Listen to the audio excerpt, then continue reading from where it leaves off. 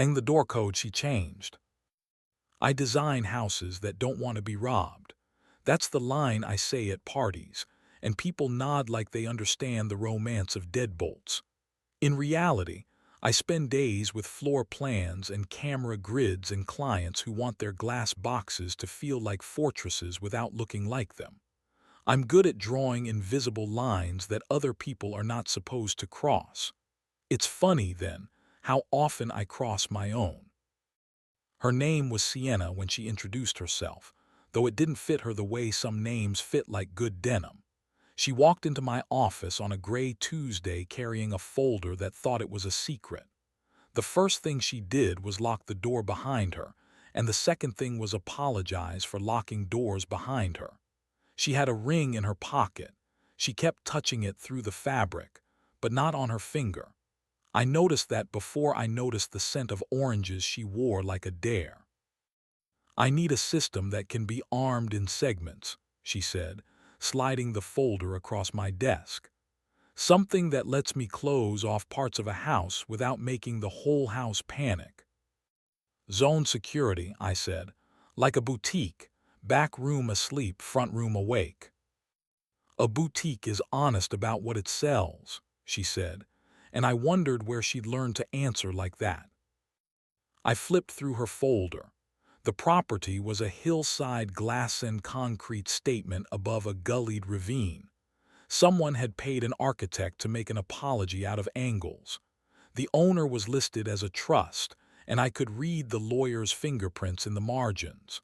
There were notes in a second hand, tidy, impatient, about blind spots and entry lag times.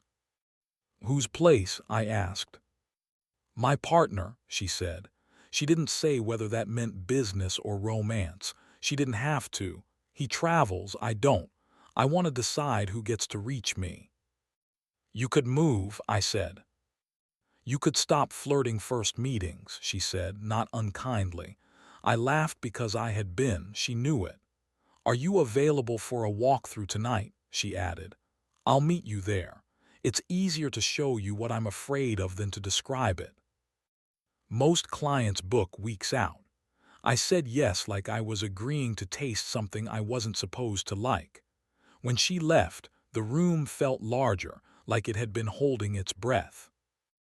The house sat at the end of a private road designed to look like it hadn't been designed. A single metal gate waited at the bottom, indifferent to my car until I texted a code she'd sent. The driveway curled like a thought you weren't sure you wanted to finish. Light spilled from the main room, a warm plane against the dark. She opened the door barefoot, hair pulled back like preparation.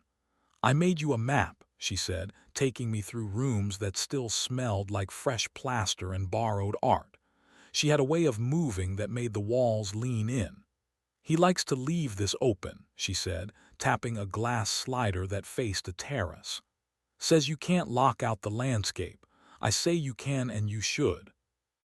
You're both right, I said, tracing the casing with my fingers. But your side gets my discount. We walked past a kitchen that didn't know grease and into a hallway running along the sleeping quarters. She paused outside a door and switched off the hall lights, then clicked a small switch hidden in the trim. A low strip of LEDs woke under the baseboard, turning the darkness into something navigable. That's smart, I said. Low, warm, no silhouettes. Did you design this? An ex insisted on night lights, she said, and there it was, the first crack into the part of a person where the light is real. He was wrong about everything except that it helps to know where your feet are. We reached the primary suite. He hates the word primary, she said, rolling her eyes. Says it sounds like politics. This is the bedroom where people think they make decisions, and the closet where they actually do. She opened the closet. It was a museum, color-coded. There were shoes in rows like small ships. There were drawers that closed themselves before you could accuse them of anything. There was a safe, flush mount, high quality, hubris priced, that someone had at least tried to hide behind a panel of walnut. Combination? I asked. His, she said, not mine, which is interesting because what he keeps inside is both ours and very much not. We stood close enough that our breaths learned each other. I didn't step back. Neither did she. Why me? I asked, trying to make it sound like logistics. Because you make rooms behave, she said, and because you saw what I didn't say and didn't get greedy with it. We did the professional thing for another 30 minutes. I measured, scribbled, knocked on drywall to hear what it had been hiding. She watched me work like she was waiting to hear whether the story she'd told herself could stay on the shelf a little longer. When we were done, she poured sparkling water into glasses that had never seen a dishwasher. We stood in the kitchen, not touching the island. There's an event here next week, she said. His investors, a fundraiser, that's the polite word. I want to be able to lock 3 doors with my phone if I have to. And I want those 3 doors to make a sound when they close that only I can hear. I can give you that, I said, but I'll need access to his server closet and his calendars. Do you need access, she asked, hunger disguised as curiosity, or do you want it? Both, I said, before I could pick a better answer. She smiled and set her glass down, and then she did the small, expensive thing that changed everything. She reached past me to tap the keypad by the pantry and changed the 4 digits with the ease of a pianist. The lock chirped. All at once I understood what she had hired me for had little to do with cameras and everything to do with learning her fluency. We didn't kiss, we leaned. The difference is not semantic. Leaning is an admission without evidence. I could feel her check for consequences like a person patting a pocket for a lighter. Then she stepped away and said, "Send the proposal in the morning. If I approve it, we start immediately. I don't like being interrupted." On my way out at the foot of the stairs, I met the interruption. He came in through a side door and didn't startle when he saw me. Some men fill a room by inflating. He filled it by unloading. He didn't bother with surprise or questions about who I was. He took my measure like a tailor, then offered his hand because men with money are careful about pretending they have manners. "Rhett," he said. The name fit him like a suit he thought looked effortless. "You must be the security artist." "Evan," I said, choosing my least dangerous name. "Zoning consultant." "Zoning," he repeated, amused, "for a house." "You'd be surprised," I said. He looked past me to Sienna. She had composed herself into the shape of someone who didn't owe anyone an explanation. "How much will it cost me to sleep better?" he asked me, eyes still on her. "Less than it would cost you to wake up the wrong way," I said. He liked that. He clapped my shoulder as if money made him intimate. "We'll talk," he said, already dismissing me to lift Sienna's chin with 2 fingers the way some men train dogs. "You look luminous," he told her, which is what liars call the people they fear losing. I sent the proposal that night. She approved it by dawn. We installed by Thursday. Silent contacts on the sliders, magnet sensors disguised as aesthetic decisions, a controller hidden behind a floating shelf that moved only if you knew its stubborn spot. I mapped zones to a private app on her phone and buried an administrative backdoor under the home's automation stack that even Rhett's it wouldn't notice unless they stumbled on it by longing. The fundraiser arrived in a blur of black cars and borrowed diamonds. I was on site, wearing a staff lanyard with the wrong name and an expression that kept me invisible. Sienna moved through the rooms like a choreographer. Rhett held court. He was very good at pretending this was all for charity and not for him. The important people laughed with their mouths and not their eyes. At 9, a man I recognized from a certain business channel arrived very late and with the wrong wife. At 9:10, his hand found Sienna's lower back and the room lost 1 degree of oxygen. Rhett saw it from across the space and smiled with all his teeth.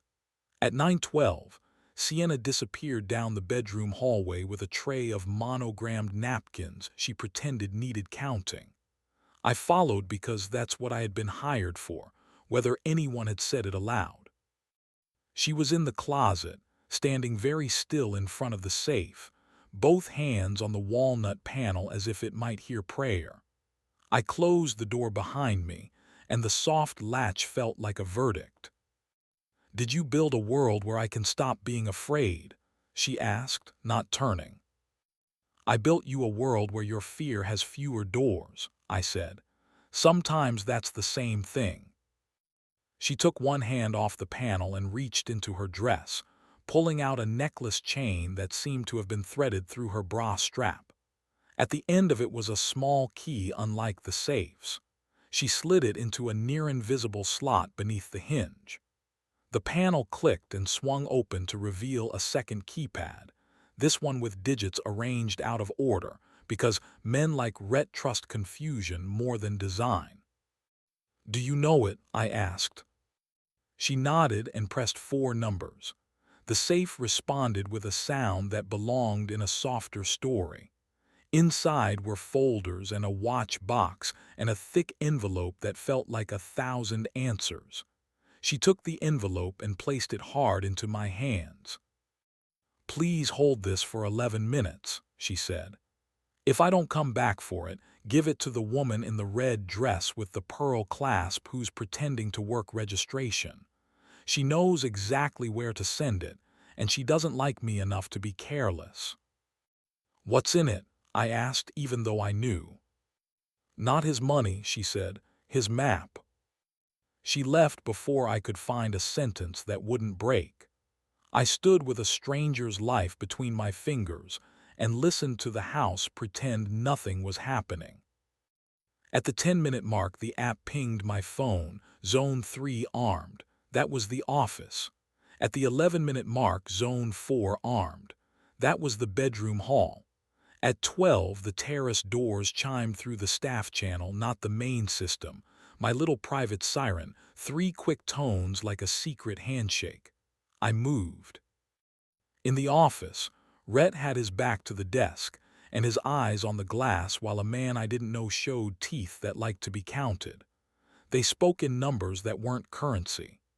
Sienna stood between them, equal distance. With a soft, ordinary motion, she slid the office door until the latch met the jamb and the magnetic contact told my phone what her face couldn't. I locked the bedroom hall behind me and headed for the staff corridor.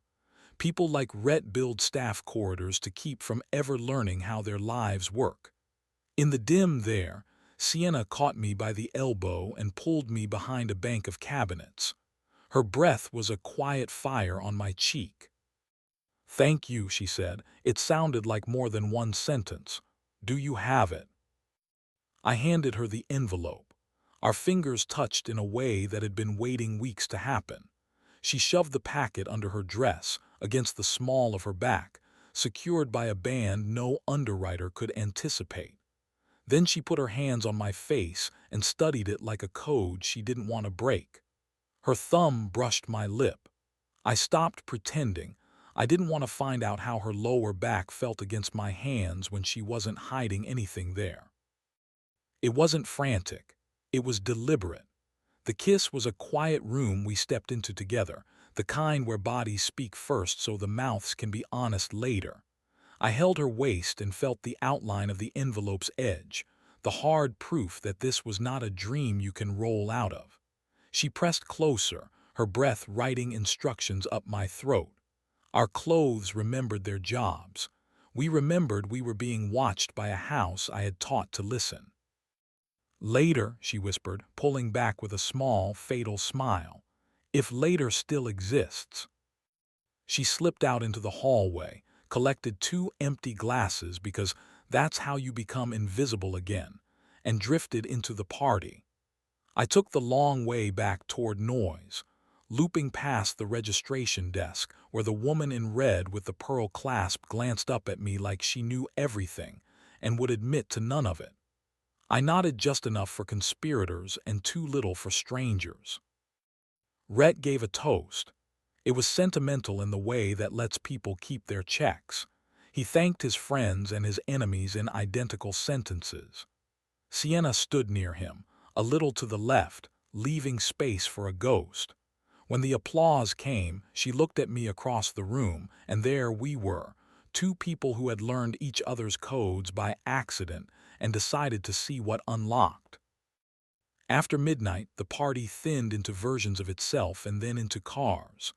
I walked the perimeter with a clipboard and a frown because that's what authority looks like when you dress it down. In the control closet, I watched logs scroll past, doors opening and closing, lights dimming, cameras nodding nobody. Zone 5 chimed garage. A black SUV rolled out as if the darkness had requested it. Sienna texted me a single word an hour later, safe. The next afternoon, Rhett called my office and told my assistant he wanted to make enhancements. He used the tone rich men reserve for talented contractors and masseurs who refuse to go freelance. I scheduled him for Thursday. On Wednesday, a story appeared on a site people call aggressive but accurate. It charted donations to candidates who vote on zoning variances and traced them through a set of LLCs with names like trees. It never mentioned Rhett by name. It didn't have to. His lawyers wrote a letter that asked for corrections without specifying errors. The comments were polite knives. He never mentioned the story to me. He never mentioned the safe. He asked for more cameras and the ability to lock the terrace doors remotely during wind. He said the party had left the landscaping slightly off. He said a lot of things. Sienna was quieter. We kept a professional distance that felt like a tightrope over an orchestra pit. We sent emails with subject lines about firmware and schedules. We learned to write each other's names without heat. On a clear Friday, she asked me to stop by for 5 minutes to check a sensor that had developed a personality. The house was sunny and empty. The terrace doors were closed. She wore the kind of soft sweater that makes all the other fabrics wish they'd tried harder. Zone 2 keeps pinging when there's no breeze, she said, and we both admired the sentence for a moment and then let it go. I wanted to tell you I'm leaving. I thought she meant the room. The house, I asked. The version of my life that asked me to make small betrayals every day, she said. I'm done being the reason other people feel rich. Where will you go? I asked. Somewhere that doesn't have a view, she said, almost laughing. A kitchen that knows grease. A door code only I can change. We stood in the entry where we'd not kissed before. She stepped closer. I matched her. The kiss this time was not a room we borrowed. It was a key we cut together. My hands were firm at her hips. Her mouth was honest. We kept it tender and charged and careful because that's the only way some things can be real. When we separated, she took my phone and typed 4 digits. The same sequence she had tapped that first night by the pantry. If you ever need to find me, she said, handing it back, try this first. What does it open? I asked. Me, she said, if I let it. We didn't promise anything. Promises are a kind of door, and we were both tired of being property managers of our souls. She walked me to the gate and touched my arm as I passed, a current that made the metal hum. A week later, a moving truck came. The trust sold the house to another trust. Rhett gave interviews in which he looked wounded and brave. The woman in red with the pearl clasp sent me a thank you note with no return address, which is the best kind. I took on less work for people who wanted to be God and more for people who wanted to be safe. I stopped drawing certain invisible lines and started drawing other ones. Sometimes, very late, I key in the 4 digits she gave me on a blank screen, and I don't press call. I just watch them glow and think about the way she changed the code on my skin without asking permission. and how I said yes by building the world she needed, and by not becoming the man who would have used that world against her. I still design houses that don't want to be robbed. But when I draw the plan for a door now, I draw the hinges heavier and the handle softer, and I design the way it sounds when it closes, for the person who has to listen to it. And I think of Sienna standing in a closet with her heart in an envelope and her future under her dress. And I know why some doors must be allowed to close from the inside with no questions asked. The last time I saw her was in a grocery store, aisle 5, where paper towels endlessly argue with sponges. She had no makeup and a smile that owed no one. We didn't touch. We didn't tell the past what it meant. She lifted 2 fingers in a salute that was both goodbye and don't be a stranger. I lifted mine in return. Her basket had garlic and tomatoes and a bottle of red that did not care about notes of cedar. Mine had oranges. I put them back and bought limes, because I wanted a new thing to learn the taste of. If you ask me whether I regret crossing my own lines, I'll tell you this. Sometimes you draw them in pencil because life hands you better rulers. And if you ask me whether I'd change the code again, I'll say I didn't change it. I just learned where it was and chose to honor it. That's what we are to each other now, I think. Not answers, not alarms. 2 people who know where the numbers go and trust themselves enough to press them only when the door belongs to both of us.